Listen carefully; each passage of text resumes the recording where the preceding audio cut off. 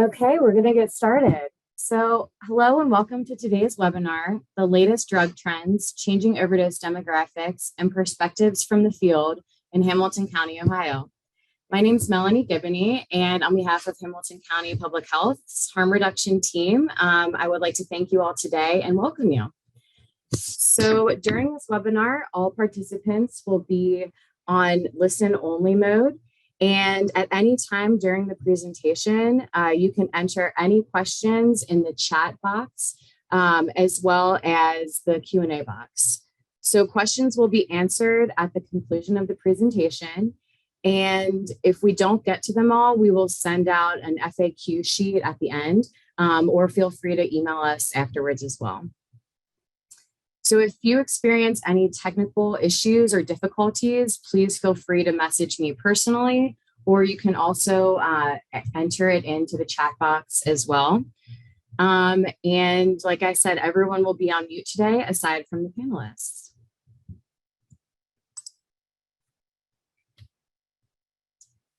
So here's the agenda for today's webinar. First, you will have the welcome and overview, and then you'll hear from a few other colleagues of mine from Hamilton County Public Health.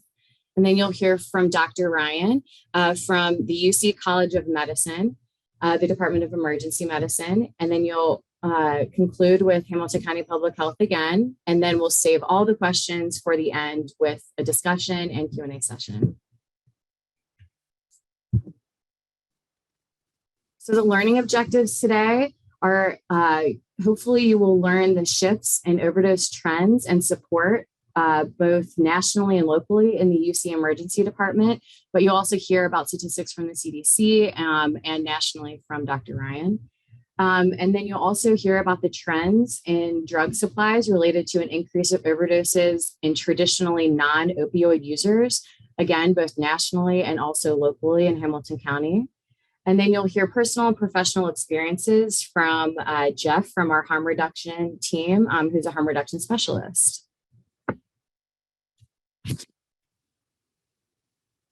So just a few quick introductions. We're going to do all the introductions in one today, and then I'll present each speaker before they begin.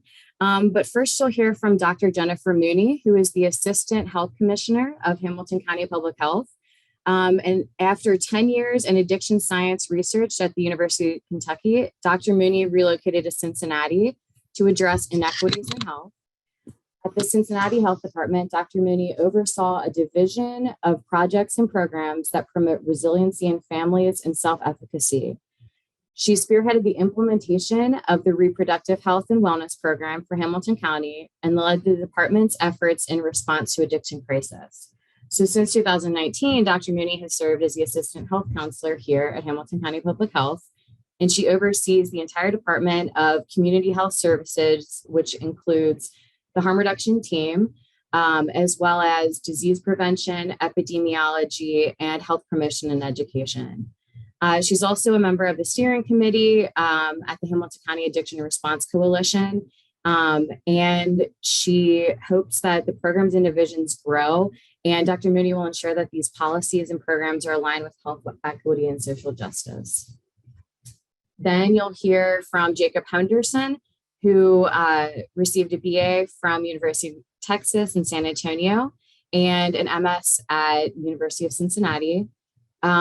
Jacob started his health career in community service by volunteering at the Mental Health America of Northern Kentucky, Cincinnati Association for Blind and Visually Impaired, and the Alzheimer's Association. He completed a year of national service for AmeriCorps, and in 2018, he joined Hamilton County Public Health as an HIV and syphilis disease intervention specialist.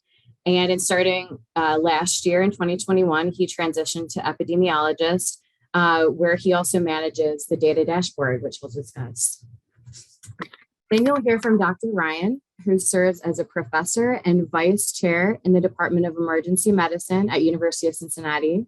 With nearly 3 decades of experience as a leader of emergency department operations, Dr. Ryan is currently focusing on the opioid crisis.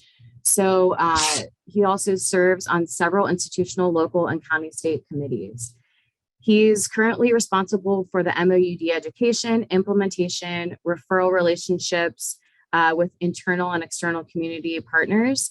And Dr. Ryan currently serves as the Hamilton County Public Health Harm Reduction Medical Director. So we work with him pretty much hand in hand with most of our projects.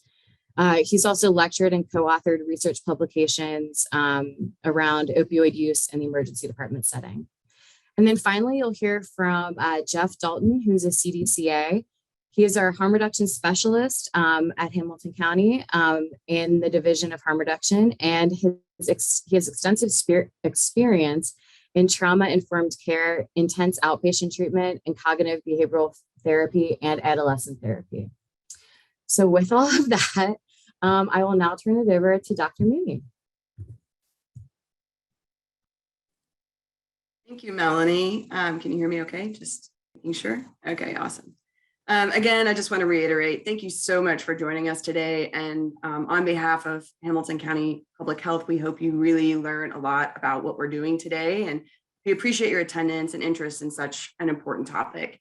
As harm reduction services continue to grow and develop, it's really crucial to address the health inequities and disparities that we know exist in underserved populations. Nationwide and on the local level, we continue to see changes in drug trends and the demographics of those who are experiencing overdoses. As a result of these trends, it's essential that public health adjust programming to include folks who don't necessarily identify with traditional harm reduction services, expanding services beyond syringe access, for example, and changing the narrative to focus on wellness rather than sickness, diversifying our workforce to allow for better outreach of people of color, finding folks who are non-opioid users, and reaching out to recreational drug users. Through this is how we break down stigma, and we're better able to address some of the inequities. The presenters you hear from today have a variety of experiences and work firsthand in the field to address the addiction crisis in Hamilton County. I'd also really like to thank the OD2A team at the CDC, as we're very grateful to be one of 15 city-county OD2A recipients. Because of this opportunity, our harm reduction division has grown from 3 to 15 full-time employees in the past 3 years. And I'm very proud of what this team has built and what they continue to build. I look forward to seeing what lies ahead. So with that, I'll turn it over to Jacob Henderson to give us an overview of our data. Thank you so much, Dr. Mooney. And thank you for everyone for joining us today. I'm going to share quite a bit of very interesting data. A lot of this can be found on our public data dashboards that we manage, and links to that will be provided at the end of the presentation. The data that I'm going to be sharing are going to be related to overdose deaths, as well as some of the drug trends that we're seeing. More specifically, the trends of fentanyl with other stimulants. So fentanyl with cocaine, with methamphetamine. We're seeing a lot of that as a drug combination that results in either overdoses or overdose deaths. And of course, if you have trouble hearing me, feel free to put that in the chat, and I'll try and adjust it as best I can. But without further ado, let's get into the presentation. So I wanted to start out with putting things in a little bit of a perspective. So these are two news articles. One is from the Cincinnati Enquirer, the other is from WVXU.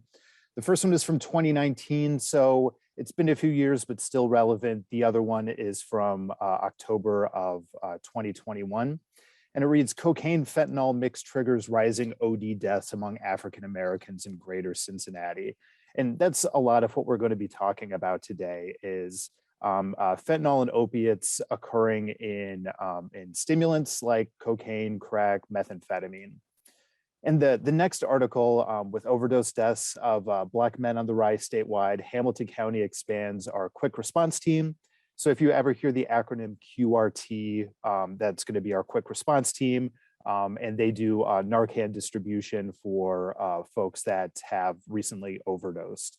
And that the second article in particular, it doesn't mention specific drugs that were used or favored by the individuals that overdosed, but it does mention a neighborhood, Walnut Hills, And that is a community that we have recently expanded our syringe service program services to, and we'll talk about that a little bit later in the presentation as well.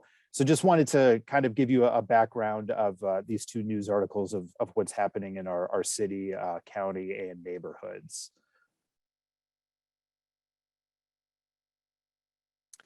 So this is a very interesting data right here. This is available on our monthly overdose dashboard that anybody can access. And what this is showing is the different types of drugs found in a person's system at the time of their death. So whenever a person overdoses and dies, we're able to, the coroner is able to capture what drugs were in that person's system. So we go in and we group these categories ourselves. And you can see here that there's usually some kind of fentanyl component related to the overdose death. So even if there's cocaine or benzos or methamphetamine or alcohol, there's usually some opiate or fentanyl component that's that the person ingested, whether knowingly or unknowingly, that related to their death of an overdose. And they're all color coded. So if you look at the kind of greenish bluish color, let's focus on that. So that's opioids and cocaine. And as you can see, there's a significant percentage through each month for opioids and cocaine related to an overdose death. Now, we do see a lot of just straight fentanyl or fentanyl and all of the other fentanyl analogs, which is included in fentanyl. But also, you know, I want to bring attention to the opioids plus cocaine and also the opioids and methamphetamine. Now, if you look down at the graph, it's kind of a darker pinkish color that just says polysubstance. Now, since there could be multiple varieties of drug combinations in a person's system whenever they overdose, and it can be hard to categorize. So the polysubstance is 3 or more drugs that were found in that person's system at the time of death. And usually in that polysubstance, there is a fentanyl or opioid element. It could be methamphetamine, cocaine, and fentanyl. It could be benzodiazepines, cocaine, and fentanyl. There's a multiple variety of different combinations. But this bar chart shows that we are seeing more of the stimulants mixed with fentanyl as a main cause of a person dying because of an overdose. And it's all spread out by month. This is for 2021, and I encourage everybody to view our monthly overdose dashboard. It comes out every month, and like I said, we'll provide links to those dashboards at the end of the presentation. So let's get into the overall demographics of what we're seeing as far as overdose deaths. So again, this is on our monthly overdose dashboard. So we have 68% white and then 30% Black of those who have died of overdose for 2021. We see mostly male, but a significant percentage are female as well. And then we also have the age breakdowns to the which is the donut chart on the left. But let's focus on the race for a moment. So 68% white, 30% Black. And that kind of goes in line with the general demographics that we see in Hamilton County. So 2021 census for Hamilton County was 67.6% white, and then 26.6% Black African American as the total population of Hamilton County. So it generally falls in line. Of course, there's about a 4% difference with that with Black African American overdose deaths. But this just gives you a general overview of our overdose deaths demographics that we're seeing in Hamilton County. And we'll kind of go into it a little bit more specific with the different races a little bit later in this presentation. So here are overdose deaths. These are total overdose deaths from 2018, 2019, and 2021. Let me move my item there. There we go. So 2021, 359 overdose deaths, 2020, 347, 2019, 335, and 2018, 351. Now, it's important to know that some of this data may be incomplete, but this is the best data that we have at the moment. In 2020 to 2021, there was a 3.4% increase, 2019 to 2020, a 3.5% increase, and in 2018 to 2019, there was a 4.5% decrease. So for the last 2 years, at least, we have been seeing a steady increase of total overall overdose deaths. So this is for all races, all genders, and all age groups within Hamilton County. So let's break it down a little bit more specifically. So these are overdose deaths just among African Americans, and this is in Hamilton County. So in 2018, 77, 2019, 77, 2020, we had 85, and then 2021 jumped up to 98. So there's the 10% increase from 2019 to 2020, 15% increase from 2020 to 2021. And we collect all this information from the Ohio Public Health Information Warehouse, their mortality report. So these are what we're seeing, a pretty significant increase in African-American overdose deaths, especially from that 2019 to 2020 and 2020 to 2021 timeframe. It's still too early in the year for us to have any 2022 information, so that's why that has been omitted. And next slide, please. All right, so here are a breakdown of drugs that are found at the time of death, or the leading cause or the immediate cause of death for a person that is overdosed. So these are for African American overdoses. This is for 2021.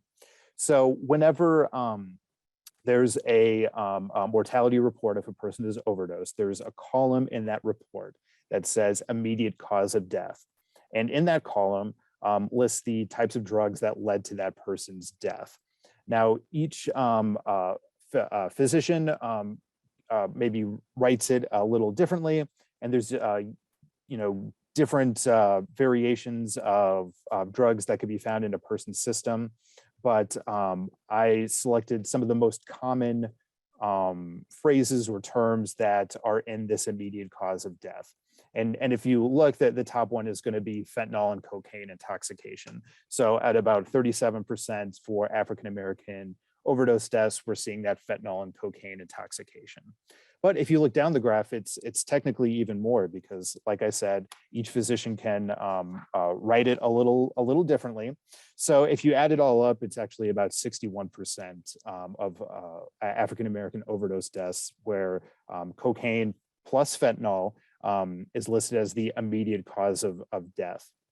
Now, we do see, just fentanyl only or cocaine only, but it appears that it's going to be that two combination of fentanyl and cocaine.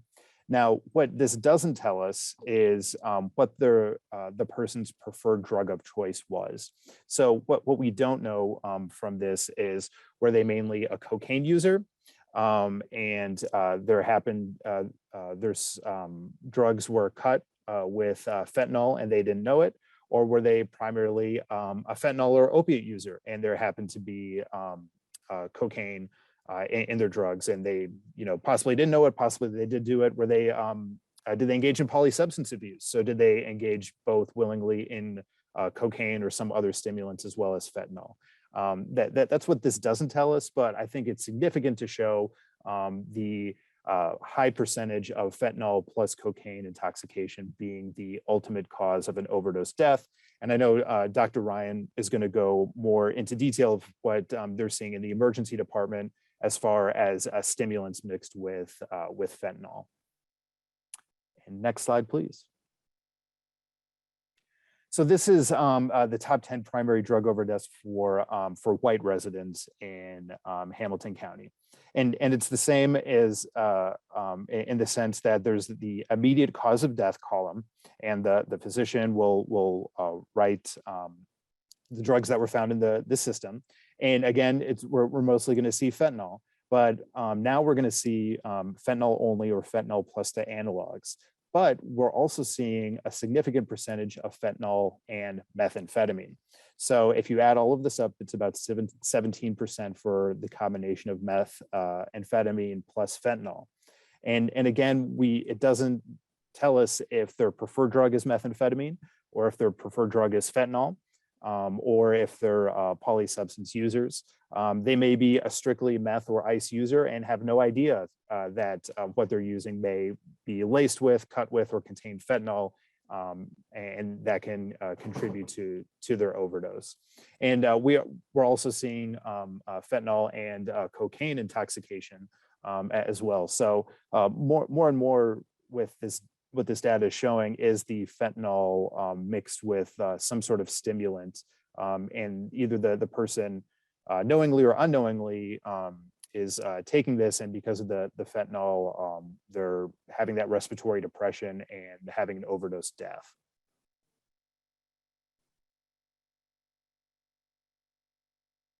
So, why does this all matter? Well, people who engage in non-opiates, they're still at risk for fentanyl-related overdoses. And why is that? Well, it's for the reasons that we've been talking about. Is even if a person strictly uses cocaine, crack, meth, the street name ice, there's really no telling what else is in their drug of choice. So it could be cut or laced with fentanyl, and that's why we're pushing the fentanyl testing strips and Narcan, not just among opiate users, but among non-opiate users. So speaking just anecdotally, I do some work on the syringe exchange with Jeff, and talking with a patient there who was just a strictly methamphetamine user, didn't want Narcan because he was a methamphetamine user, didn't think that he was at risk for an overdose, and talking with him more, we explained, the risk that, hey, even though you're just using methamphetamine, there is a chance that whatever batch you get, whatever batch you buy, could be laced with or contain fentanyl, and that could lead to an overdose. And this person said to me, "Oh, is that why my urinalysis tested positive for opiates whenever I don't do opiates?" And it's like, yeah, that's probably a good reason why. And whenever I worked in AmeriCorps in the emergency department, I would see that as well with patients that just claimed or reported that they strictly meth was their preferred drug of choice. They didn't use heroin or any other opiates, but their urinalysis would show traces of opiates, even though they typically, or that they claim that they strictly use stimulants.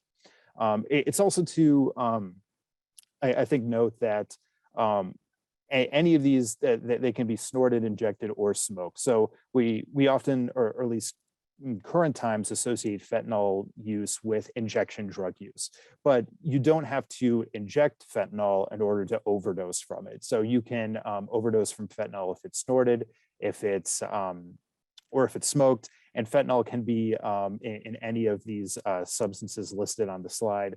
It can be, if a person just engages in pills or benzodiazepines, it could be counterfeit pills that are laced with fentanyl. And so if a person crushes it or even just ingests it, they could go into an overdose caused by fentanyl, even if what they think they have is just a Xanax or Klonopin or something like that. It's important to note that even if a person strictly engages in stimulants or non-opiates, they still are at risk for a fentanyl-related overdose, just because fentanyl can be easily put in other drugs. And as I mentioned before, with the news articles at the beginning of the presentation, we have expanded the syringe service programs that I'm sure Jeff will speak more about, to include the Walnut Hills neighborhood, just so we can increase our presence, increase awareness that, hey, fentanyl can be in non-opiate drugs, and increase the knowledge to our clients of, hey, we have fentanyl test strips. So if you're using methamphetamine or cocaine, use these fentanyl test strips to see if there is in fact fentanyl in your drugs. And also pushing Narcan not only for people that engage in opiates, but also for people that engage in non-opiate drugs. And at the end of this presentation, there's going to be a link with our data dashboards that I encourage everybody to view. It has a lot of wonderful information, and our team works very hard on updating those regularly. And my email will also be included if anybody has any questions. So thank you so much for everybody and for inviting me to be here, and looking forward to the great information that Dr. Ryan and Jeff have in this presentation. Great, thank you so much, Jacob. And then we do have a few questions in the chat box, so I'll be sure to answer those at the end to ask all panelists. So feel free to keep putting those in the chat box during the presentations. So thanks again, Jacob, we appreciate it. And now we will turn it over to Dr. Rick Ryan. Thanks, Melanie. Thanks, Jacob. So I'm gonna take you on a little journey. It's kind of like my psychiatric feeling, kind of flight of ideas. So we're going to go through some trends, what we do in the emergency department, and what we're seeing. So let's go to the next slide here. So you saw the county data, and this is just pulled from the CDC website, looking at synthetic opioids versus cocaine and psychostimulants such as meth, and the increases throughout the United States. These are actually overdose deaths that are reported. So you saw our overdoses in Hamilton County, they seem pretty stable. They're not going down, which is a little disappointing, but they're not going up, kind of like this curve is beginning to look like a Dilantin toxicity curve, where it has a really steep upslope between 20 and 21 for opioids.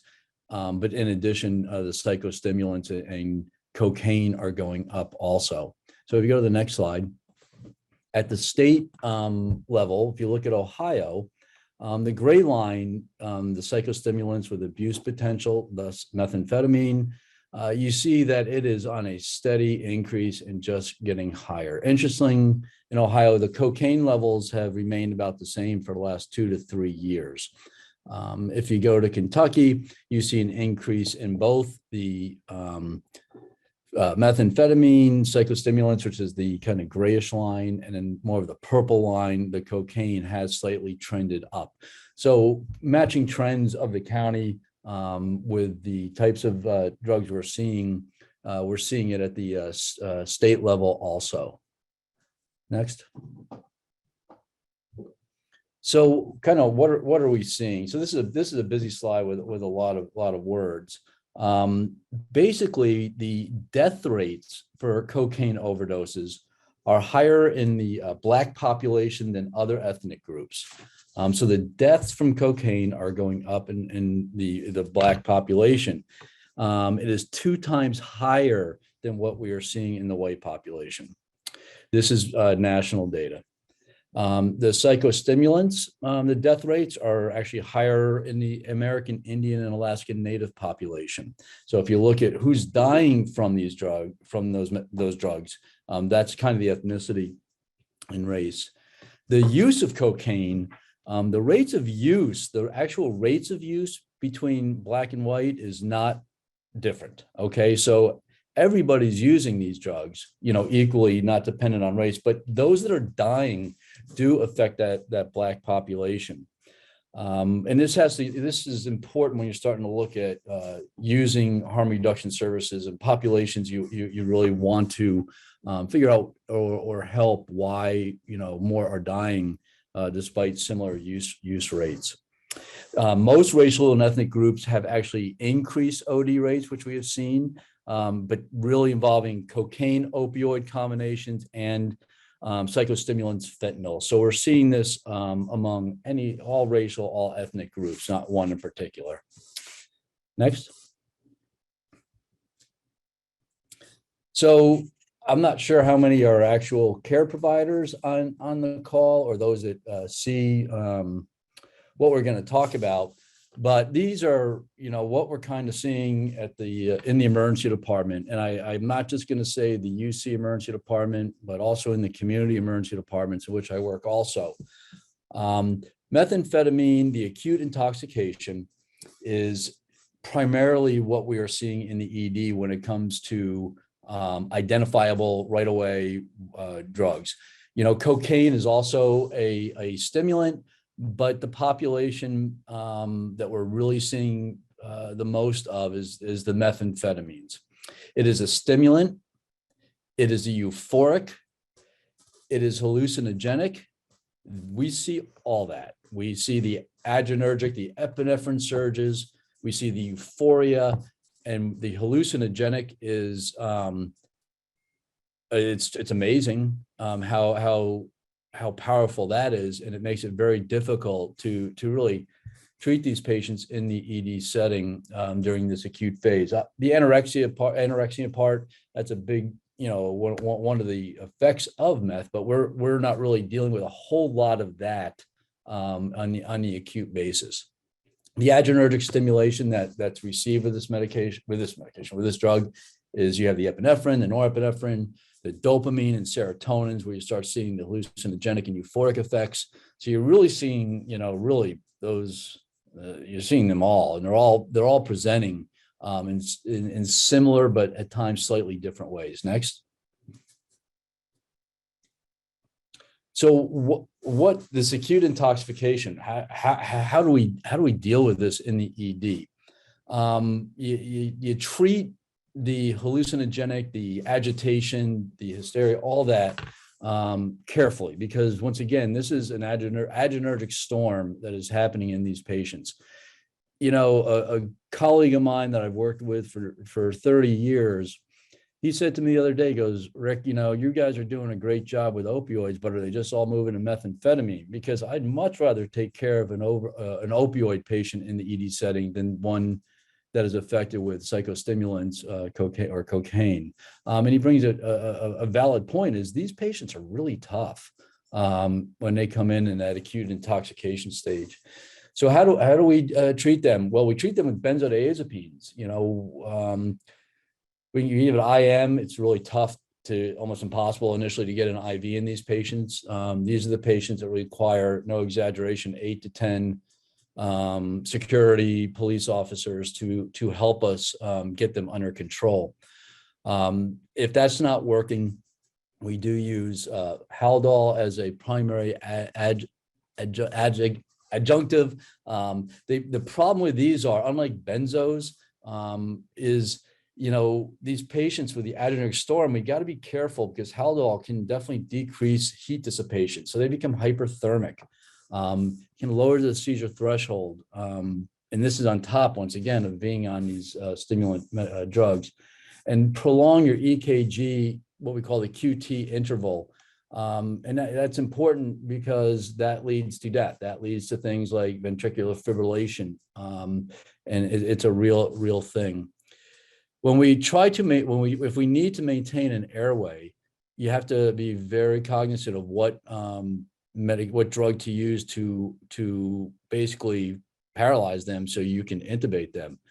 There are depolarizing and non-depolarizing medications, but if you use a depolarizing medication, which causes muscle contraction and stimulation, you're like sending little shock waves to all the muscles, they're already in a hyperadrenergic stage that their potassium could be elevated, their kidneys may not be working. So you really have to stay away from the succinylcholines and move over to the non-depolarizing meds used to help with the paralysis, temporary paralysis, to intubate, to get an airway on these patients.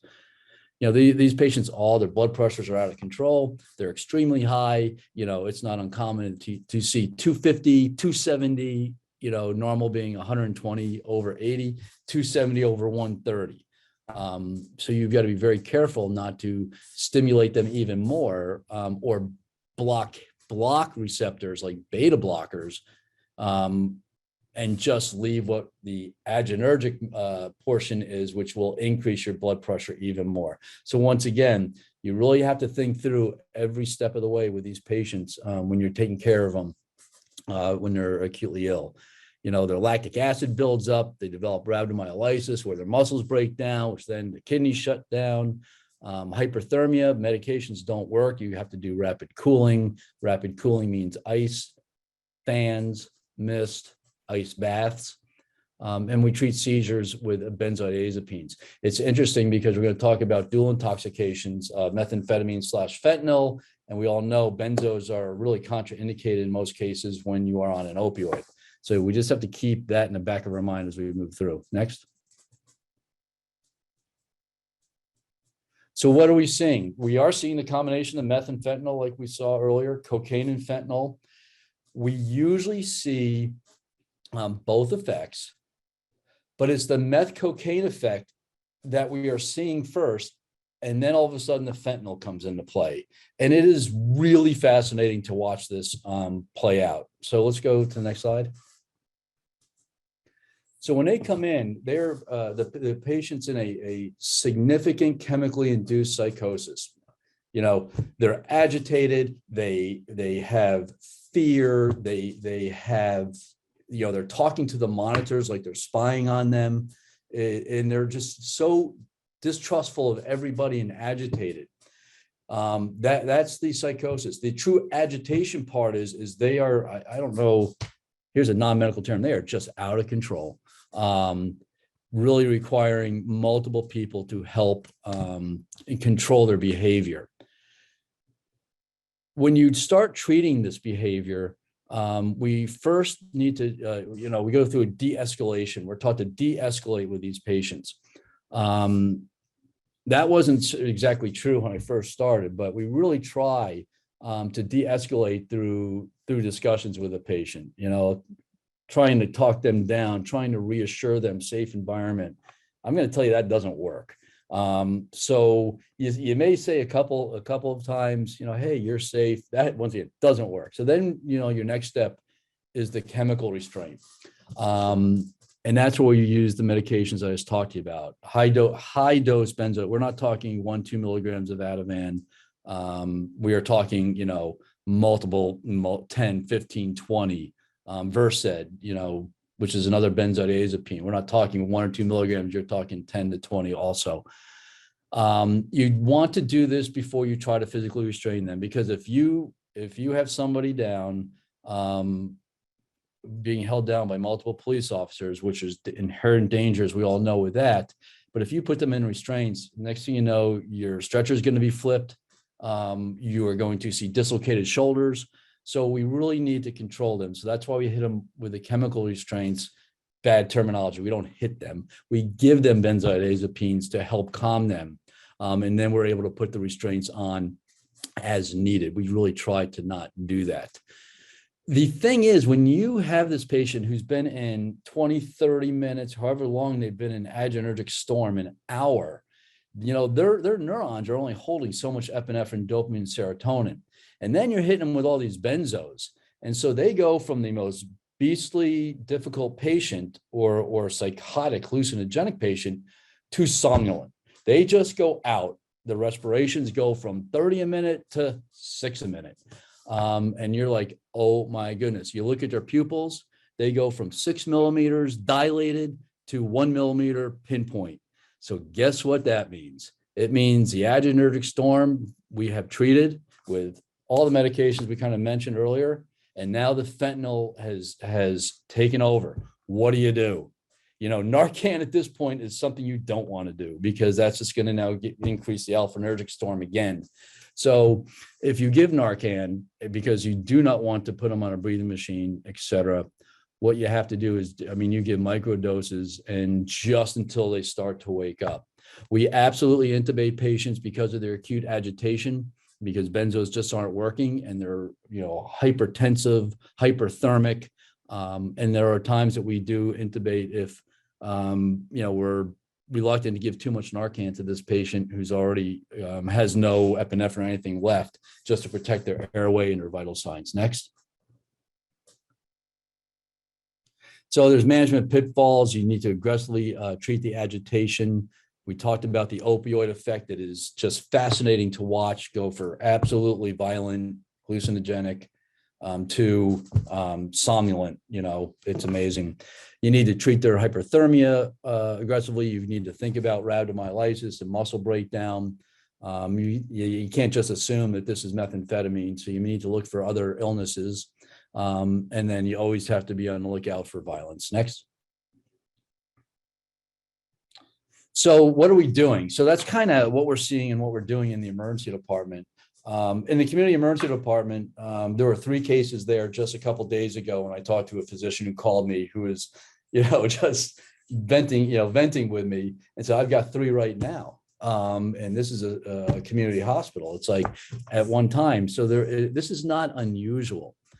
So through a partnership with UC Health and the county, and through the relation of the OD2A grant, we are allowed to distribute fentanyl test strips. So a little bit about what we do at UC in this partnership. First, we have a very large public health division. We have a large component of early intervention program specialists. We look at infectious disease around public health, HIV, hepatitis C. We have a substance use arm within EIP, in addition to a substance use team, that partnership that is a substance use team sponsored by a different grant, but all work in conjunction with each other. When we've also done a whole lot of COVID public health, but infectious disease is how this started out, and substance use disorders added to this program about roughly 5 years ago. It is an incredible program, and we're blessed to have all kinds of resources in the emergency department for public health, from addiction counselors to linkage coordinators to health promotion advocates, to so much more, administrative team, data team, et cetera.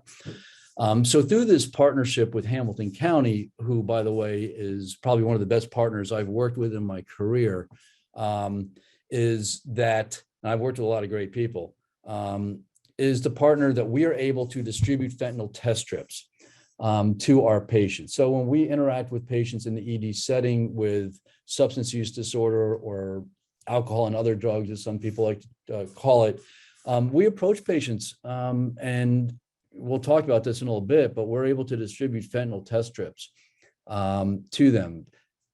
The data right now is showing most people where we're handing out fentanyl test strips to are those that are cocaine and methamphetamine, because they are worried that they don't want to, lace contaminated or purposely place fentanyl within their drug of choice, whether that be methamphetamine or cocaine. Something super unique that we're proud to have started not too long ago is that we're able to refer patients with substance use disorder. We're not talking just opioid use disorder, substance use disorder, meth, benzos, cocaine, alcohol, you pick it, that we offer through a partnership with the quick response teams to be able to refer them to the county QRT to go follow up with this patient. Understand every patient we interact with in the ED that's identified, and once again, we can't interact with 100% of the patients that qualify.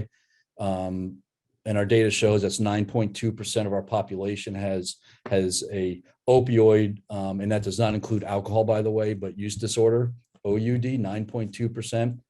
It's a screen. So that's 450 patients. So we're not able to interact with every patient, but with our resources, a large proportion of them. So we are able to link them to the quick response team for follow-up. Do you have services? How can we help you today? When they leave the emergency department after interaction with a team member, we will get them a follow-up appointment. If they're, as everybody knows, most likely on this call, if you're not willing to get help, we offer you help. We will give you everything you need to get help, but you're not going to follow up if you don't want help. It's just not going to work.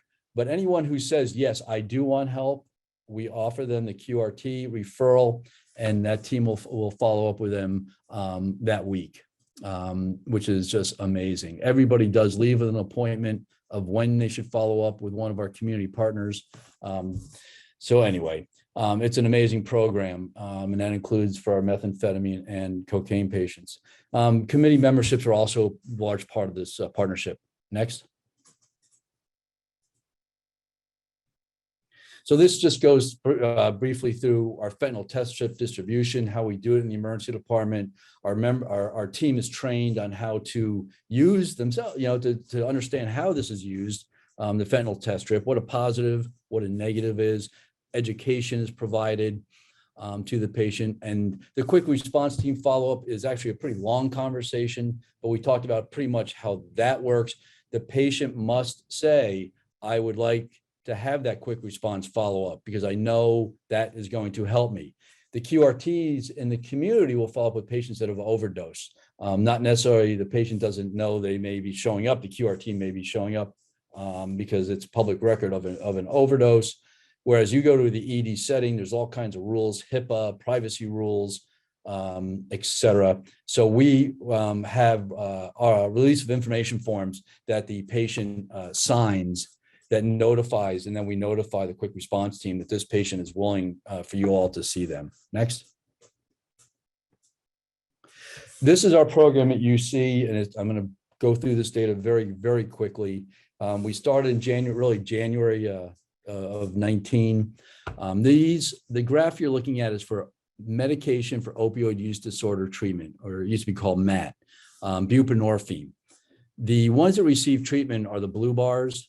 The ones that have a discharge diagnosis or chief complaint around opioids of any fashion, overdose, cellulitis, injection, that is who we say, oh, they're potentially eligible to receive buprenorphine because we've identified them as having a chief complaint or discharge diagnosis very close to something around opioid use disorder.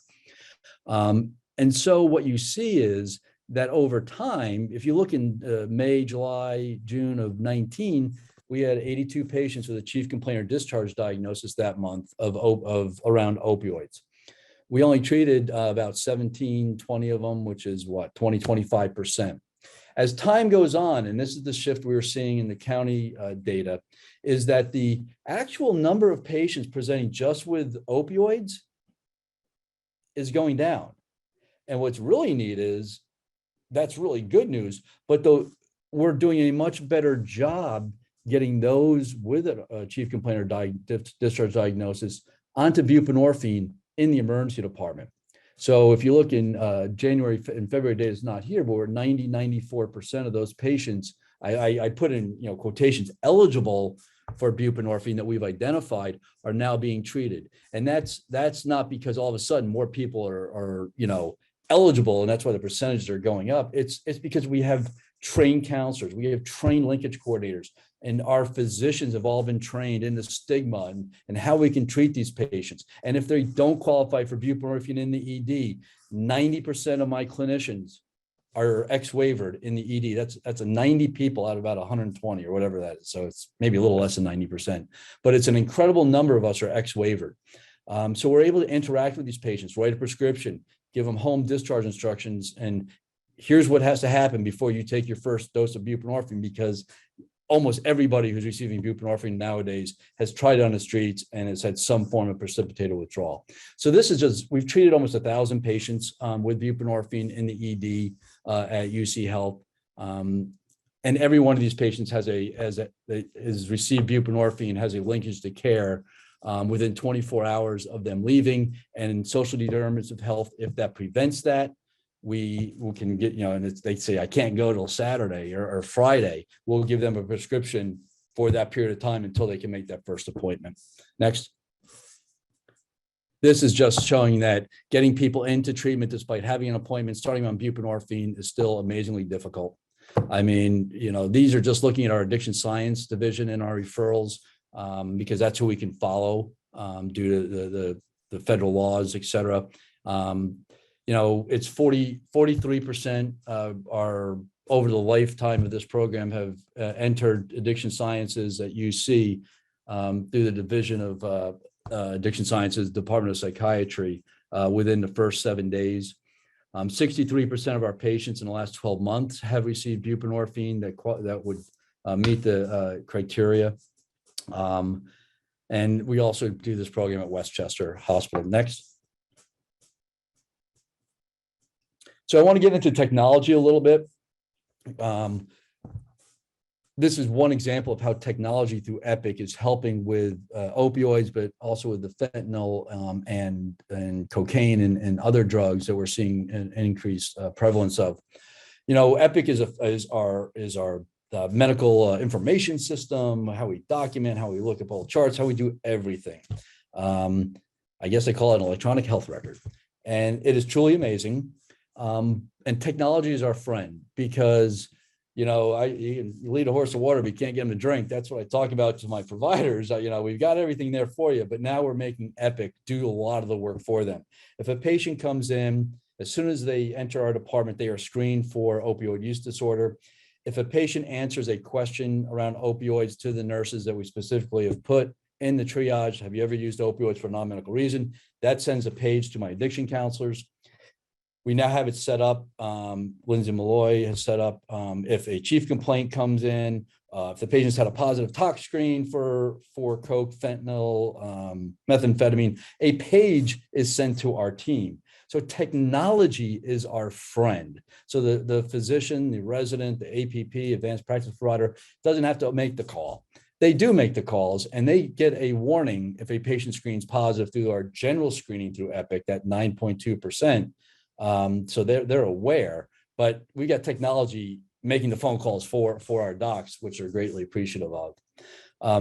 This is something that we started, is the Epic Best Practice Advisory for Naloxone prescribing. And, you know, the data in Hamilton County is so amazing for the decrease in EMS runs, the decrease in ED visits, which you saw in my numbers, but you also see, if you see through the county data, death rates have remained the same, but ED visits and EMS runs have gone down a significant number, depending on how you roll back your months. Some months it's 20%, 10% decrease, and it's been consistent over months, several months. This is a BPA that pops up next,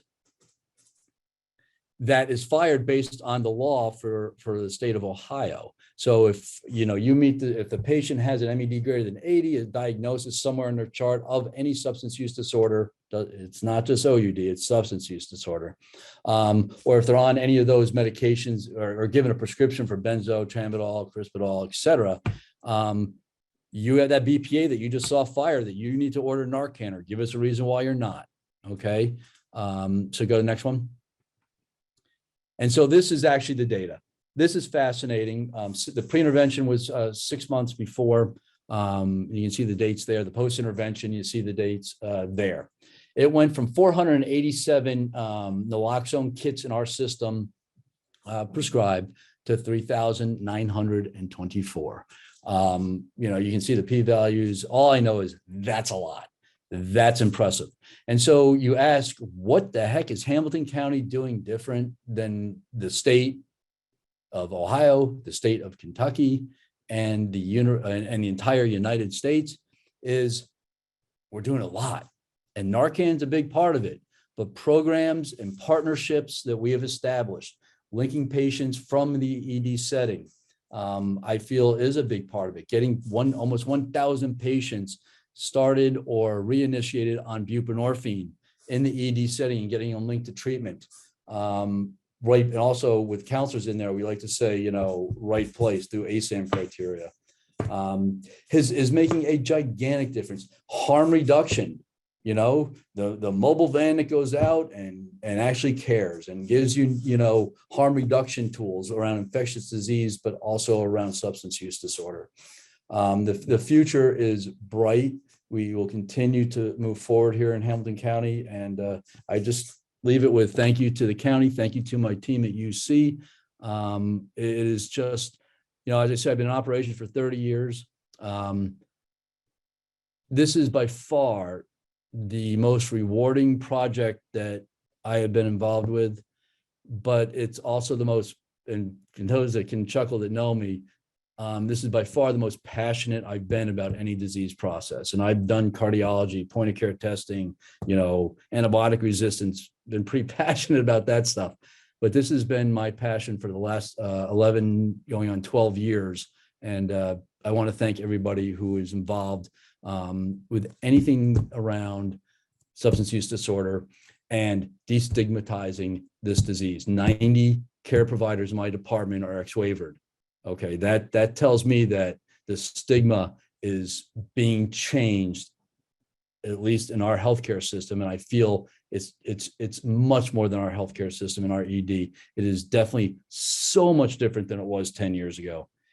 So much different than it was 5 years ago. It is just so cool to see. So thank you.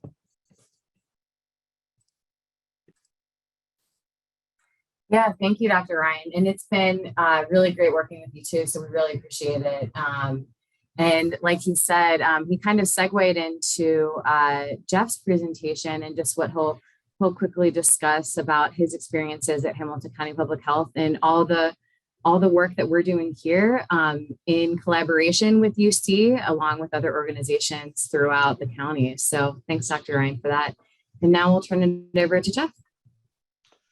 Thank you, Melanie. Thank you, Dr. Ryan. Yeah, it was a great segue to talk about some of the things that they're trying to do at harm reduction.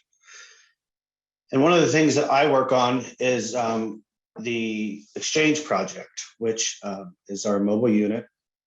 It's a program dedicated to going out and preventing the diseases, communicable diseases through education, awareness, testing, exchange services, creating linkage to treatment and or providers or whatever the client needs.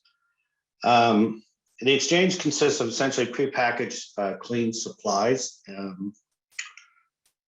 And they're also offered fentanyl test strips, which we'll talk a little bit more about. It's already been touched on. They're offered sharps containers for safe transport. And they're also offered literature on Never Use Alone program, which is also something we're excited about. Again, a reminder that if they ever want to seek treatment, that we're certainly there for them. We're essentially meeting them where they are. Because as a person with lived experience, I understand that people are not ready to make a change until it's their choice rather than someone else's. So, through the exchange, we get to engage with people sometimes more than weekly because they can come once a day if they choose to. But we get to engage with them. We get to gain their trust. We get to notice personal changes in them. And, if we notice a change, we'll certainly ask them about that change or ask them how they are, if they need services, if they need treatment, if they need a provider.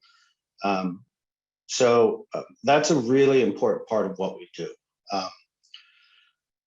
They're offered Narcan. And one of the things we do when we offer them Narcan and they accept it, we'll ask them if it's their first Narcan kit. Typically it's not.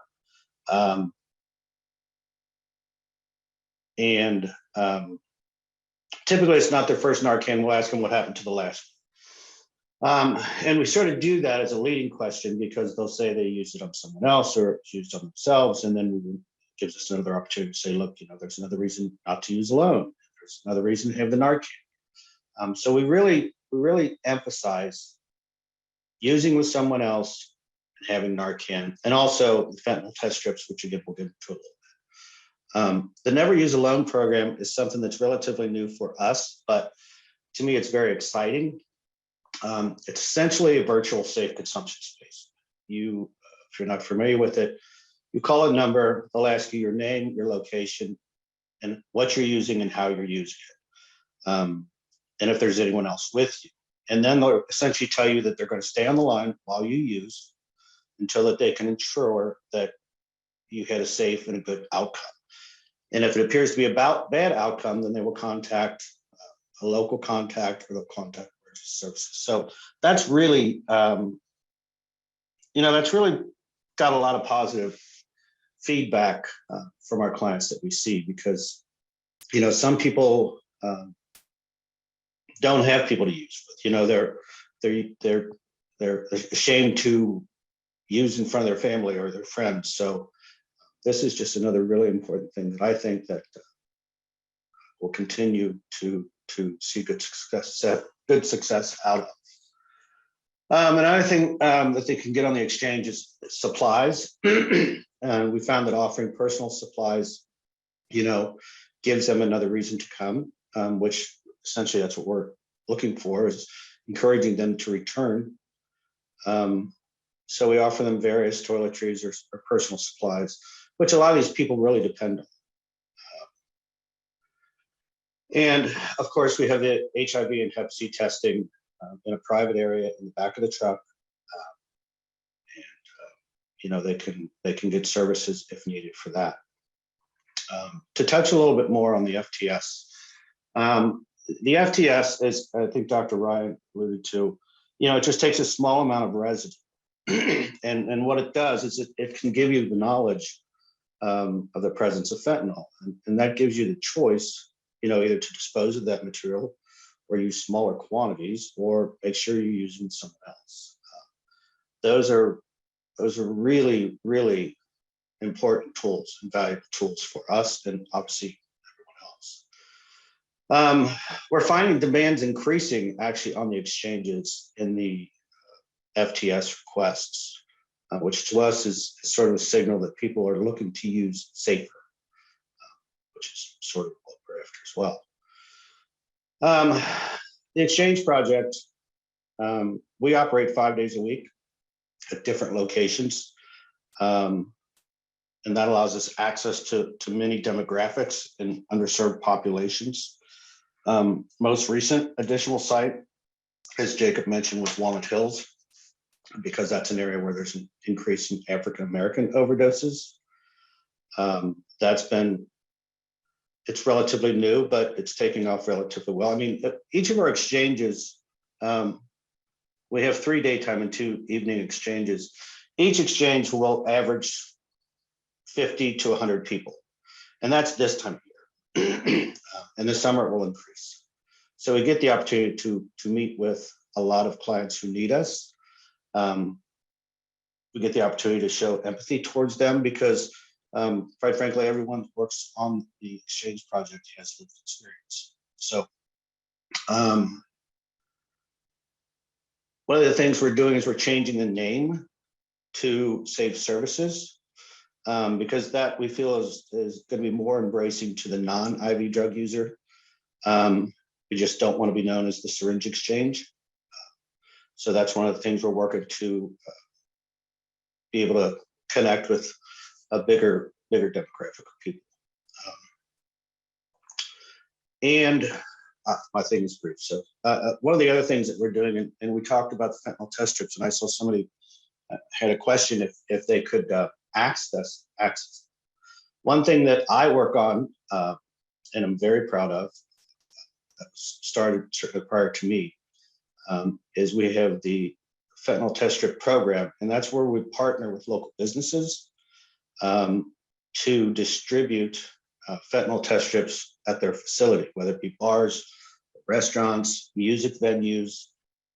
We're just really trying to get these things out and to be used because aside from the IV drug user, there's as Dr. Ryan and Jacob mentioned, a lot of times it's a casual user. It's a cocaine user or somebody bought a tablet off the street and they just want to be sure. I met with a parent last week because his kid had bought some tablets and he was scared of them. So, we're trying to get these fentanyl test strips into the hands of those that can use them and have a fear because, the recreational users, they're certainly at risk.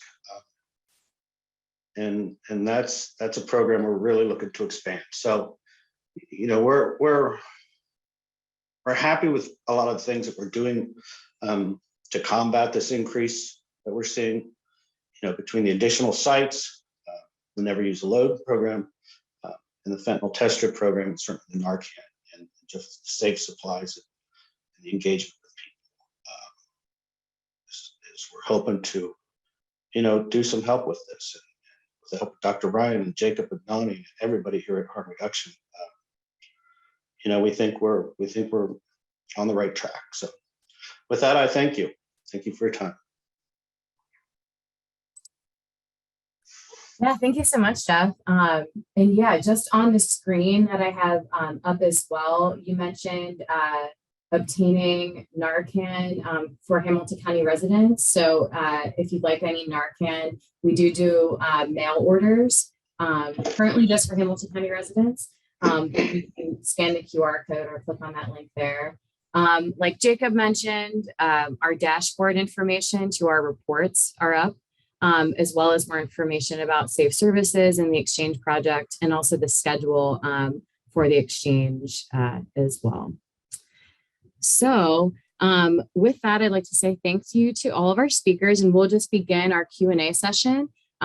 So again, if you have other questions, please type them in the chat box, but we have received several so far. So I will just go through them, and yeah, I will call them out. So we received a question regarding the stats. When the stats were run for the age, race, and gender, so this is geared towards Jacob, was there also a breakdown of age, race, gender as a group, such as 25 white females? So were you able to do those types of breakdowns, and can you do those on our dashboard?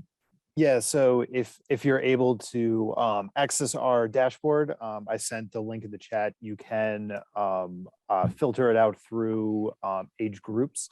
You can't do specific age, so you can't do just 25, but I think there's, age range that's 25 through 34. So you'll be able to filter age range and other demographics out that way on the dashboard. That's the link is on this current slide right now that you're looking at, and it's also in the chat. Great, thanks. And similarly with the data aspect, Dr. Ryan and Jacob, has the racial distribution changed substantially, especially for African-American people in Hamilton County over the last 5 years or so? Anne, my wonderful supervisor, sent me information to answer that question. And it looks like as far as overdose deaths, and keep in mind, all of these numbers are subject to change and could be incomplete. From 2018 to 2019, there's a 4% increase, 2019 to 2020, a 9% increase, and 2020 to 2021, a very significant 30% increase. Do you have any reasoning behind the increase from 2020 to 2021, Dr. Ryan or Jacob? I mean, just anecdotally, it goes with that that WVXU article that we saw at the beginning of my presentation with the cocaine and fentanyl and the overdoses in Walnut Hills. I worked in a emergency department that saw a mainly white population, so I'm not sure what any other emergency departments that may see a more diverse racial demographics may see. But with the data that we're seeing, a lot of it is that stimulant with fentanyl and opioid mixture. Yeah, I can just say from the ED setting, there is definitely, for whatever reason, in the Black population, an increased use in cocaine, where we did not see that the Black population with the opioid epidemic nearly as much. And if you go back to the history of cocaine, there was, UC does see a diverse, but a large proportion of Black patients. It was when cocaine was around, it was a drug of choice for Blacks. And I'm speaking in generalities based on what we see. For a while, when the opioids went not crazy, we absolutely saw, I don't know if the Black population decreased in visits due to cocaine. I can't even tell you that, but they were so outnumbered by a population that preferred opioids for whatever reason. And I must say, I talked about our team, and then I'm a New Yorker, so I speak kind of quick. But peers are so incredibly important to the efforts, both within the county and the hospital setting in which I work. Without peers, a lot of what we do and a lot of the success from the county is the adaptation of peers as part of this system, and that's only growing. EDs are a mess right now. Your wait times can be a day. Your ED visits, historically and remain 6 to 8 hours per visit for non really minor care. But my point is, if you identify that patient, that peer is so important to share their experience, strength, and hope, right? And the final thing I want, just as a take-home message from the ED setting with the SUD population, no matter what the drug, I part of the training was, the motto was, we need to treat the disease that caused the disease. Very simple. So they're there with endocarditis, abscess, back pain, cellulitis. That's great. That's the disease. But what caused that disease? We need to treat that the same way we're treating those other diseases. So I wanted to say all that. I couldn't get it in. I was already way over. But I think those are key to helping with the stigma also. Yeah, thanks, Dr. Ryan. And yeah, understandable. I know there's a lot to get in an hour and a half or so. So thanks so much. But along those lines earlier, just in terms of drug interactions and increase, like you said, in cocaine, why do you think there's such an increase in stimulants and polysubstance use, specifically with fentanyl? So Jacob, I think you also mentioned the cocaine mixed with fentanyl, and that was the highest. Any observations on that as to why you think that's happening more often than not? I mean, it seems that throughout history, there's drug trends that come and go. I mean, methamphetamine, as you may remember, was fairly big in the early 2000s, and it just looks like it's coming back. And cocaine, probably didn't go anywhere, but we were just so focused on opiates. But now cocaine is being mixed with fentanyl. Whenever I worked in the emergency department in 2018, I was there mainly for opiates, but gradually we started seeing more and more patients there for meth. And then, of course, alcohol as well. That's something to remember, that alcohol is still a main substance that is abused. But it's hard to pinpoint exactly. But I would imagine that the reason that cocaine is of such a focus now is because of the overdose deaths that are related to cocaine mixed with fentanyl. I think it's a credit once again to the county's efforts, but we're seeing an effect due to that, due to the great stuff we've done around opioids. There's always going to be addiction. There's always going to be a desire for mind or mood altering. And what I think has happened is that, when there's cocaine, then there was some meth toward the end of that. Then guess what? The pills really hit hard. And the effects of the opioids were a preferred effect over the mind or mood altering feelings of a stimulant. I truly believe the opioids are that overwhelming dopamine. This is the best thing. All of a sudden, the pills dry up and people start using heroin. Okay, yeah, there's an increased risk of dying when shooting up and all the complications and overdosing. But then fentanyl and the synthetics came in and people really died. People that really had no, experimental users versus those that did have a use disorder, they died. We focused our efforts on that. We flooded the market with Narcan. We partnered and we started programs and, public health, needle exchange, et cetera. And then people said, well, I'm fearful. I don't want to die. Enough of that. I'll go back to mind or mood altering. It may not be that dopamine surge, but I'm going to do the cocaine and meth. And then all of a sudden, dealers wanted to figure out, how do we get that, how do they remain my client? And that's where you see the beginning of the combination product. So what you're seeing is addicts chase their mind or mood altering, desires. And I think fear and successful programs have transitioned patients away from opioids. The data shows it in our county, to other drugs, right? We're seeing meth and coke go up. We're seeing opioids go down, but the deaths are the same. So, and do you think COVID, sorry, Dr. Ryan, do you think COVID played a role in the dual use or just, yeah? I personally don't know. I don't think so. I think the deaths, from people maybe not using as much and then going to use and dying because their resistance has gone down. Isolation, and it doesn't matter what kind of drug you're addicted to, isolation's a bad thing. So I think that contributed to deaths that we saw over COVID.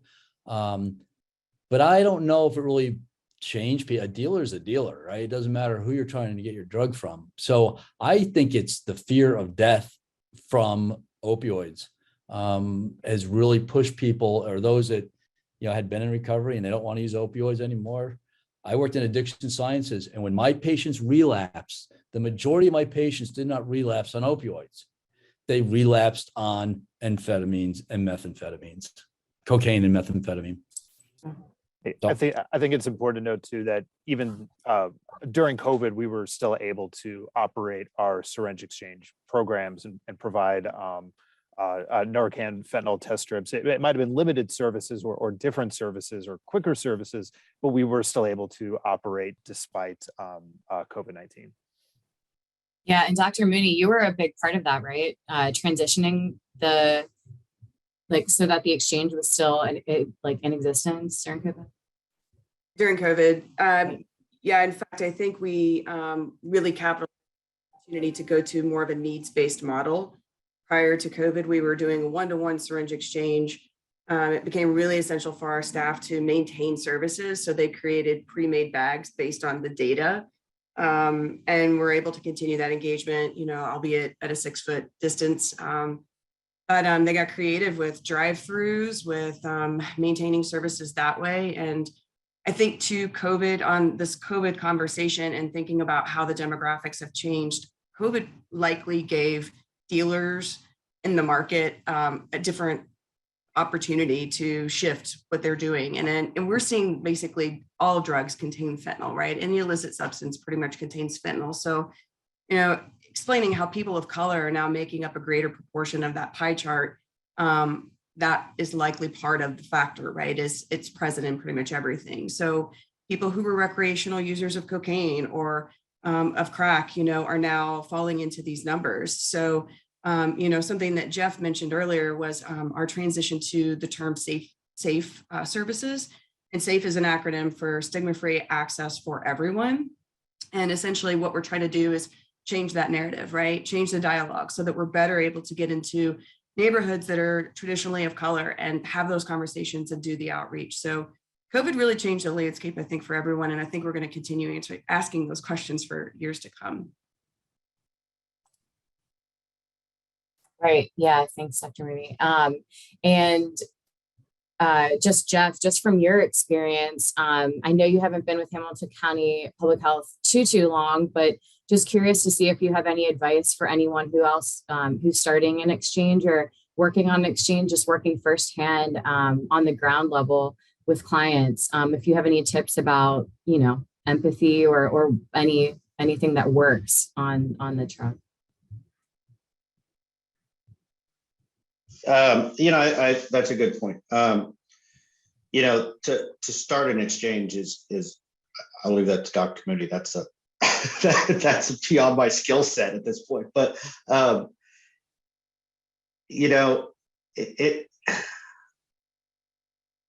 it took me a while to wrap my head around it when I got here. So I am a parent of a child with addiction, and that's how I got into this field, because I was in a business management field, and I didn't understand it, right? So I couldn't do anything to help him, and found people who could, and so I think the thing is you said it, empathy and compassion and an understanding. I don't know many people who grew up wanting to be an addict, right? So we got to understand that. And one of the mistakes I made was thinking I could just tell my child, quit what you're doing, and then, when I found that there was recovery, and not to go too far into it, but today he works in the U.S. Capitol for House of Representatives. So, I can say recovery is possible, and just an understanding, and then, gain their trust. I saw Kevin Cooper on here earlier, and I think he feels the same way. Hold them accountable. One is you hold them accountable. We because in recovery, there's got to be a certain amount of accountability, and we're adamant. These are our hours. And, it wouldn't bother me to stay an extra 5 minutes, but we're adamant. These are our hours. I'm out 15 hours a week. You have plenty of time. And accountability is part of recovery. That's one step that they have to go towards their recovery. So we hold them accountable, but we also show a lot of compassion. We show a lot of empathy. When I was in counseling, a lot of my clients were court ordered. I've also come to realize, like I was saying before, you got to meet them where they're at, and just let them know that when the time changes, that we can get them into treatment same day if they choose to. Let them learn to depend on you or us, if you will. Let them know you're caring and compassionate and understand to some extent what they're going through. And just be there for them as best you can, and let them know, we're just looking for them to be as safe as possible. That's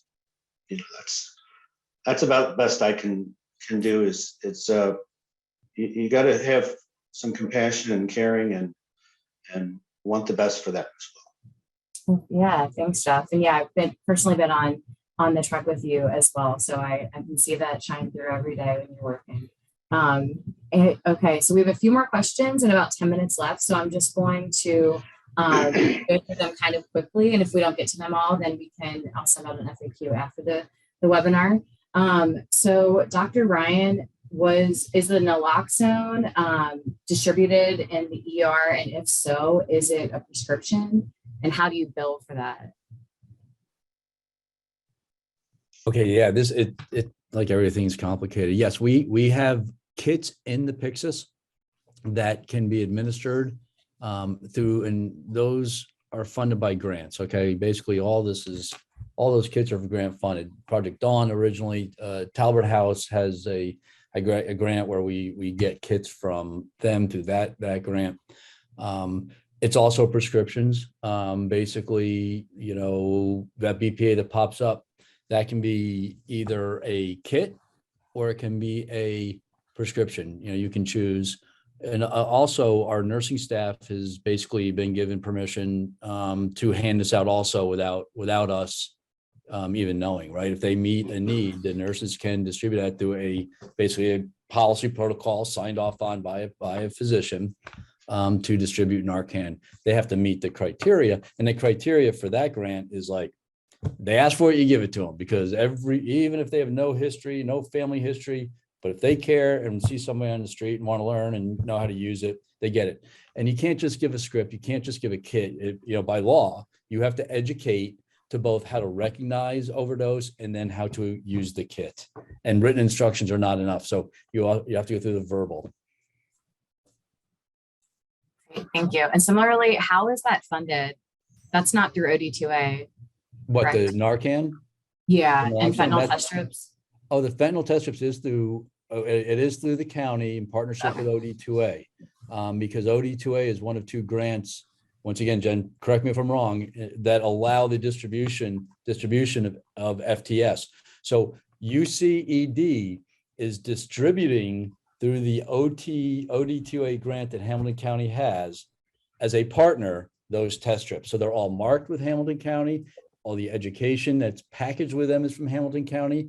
There's ways to track those if the patient, accesses the tracking part of the instructions. So that's how that is done. Because otherwise, my understanding, and I thought they're trying to change this, but it's illegal to distribute fentanyl test strips unless you're part of one of those two grants. Correct. It's basically grounded on the backbone of public health. So yeah, they've gotten very good at making sure the branding is there for secondary distribution. We have other partners in the community as well. Every one of those is branded with public health information. Great. And we've had a lot of questions around fentanyl test strip distribution. So I can put you all in touch after the fact, but are we able to distribute these test strips in Hamilton County, or is it, again, what are the regulations on that? I would say Rob put in there that the law is hopefully going to change soon. But until then, I think if you can reach out to our staff, if you are interested, your organization, and have conversations. I know Philip Graham is on here probably doing IT-based work. Philip, if you're able, maybe put your email address in the chat. That might be helpful. But yes, please just reach out to us and we can talk about that. Great, thanks. And then we do have one more question, and then we'll probably conclude. Just for everyone, anecdotally, has there been any information gathered during service encounters with whether it be with Jeff on the truck or Dr. Ryan in your personal experience to understand drugs of choice among some Black and African Americans? Just wondering about access. And Dr. Mooney, you kind of touched on this in the beginning, so I didn't know if anyone had anything else to elaborate on.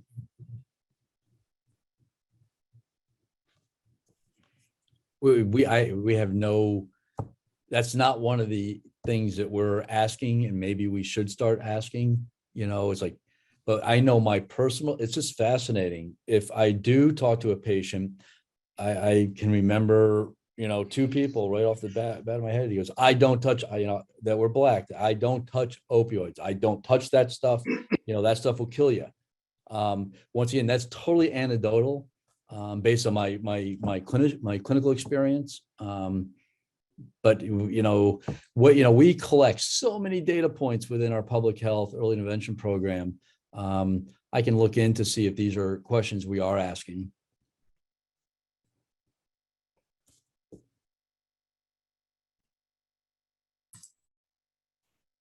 Great, thanks. And then with only a few minutes left, I just didn't know if anyone else had any other final thoughts or would like to include anything else from today's presentation. Check out our data dashboards. We do a daily overdose report every day. We send out every Monday information for our syringe services program, so you can see how many folks are visiting the different sites, how many fentanyl test strips we're distributing. And then monthly, we send out our monthly overdose report. Some really good information out there, especially for any of our partners that want to view that information and get an idea of the services that we're doing and what's going on in our community. And on that same note, if you visit our website and just go to hcph.org and look for where we provide safe services, which includes the syringe distribution, the Narcan distribution, fentanyl test strips, we now have expanded to 5 locations here in Hamilton County. So, oh, there you go. You're already set with it. Thank you.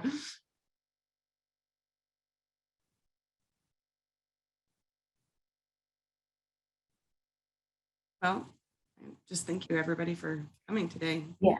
Attendance. Yeah. So yeah, thanks, Dr. Mooney.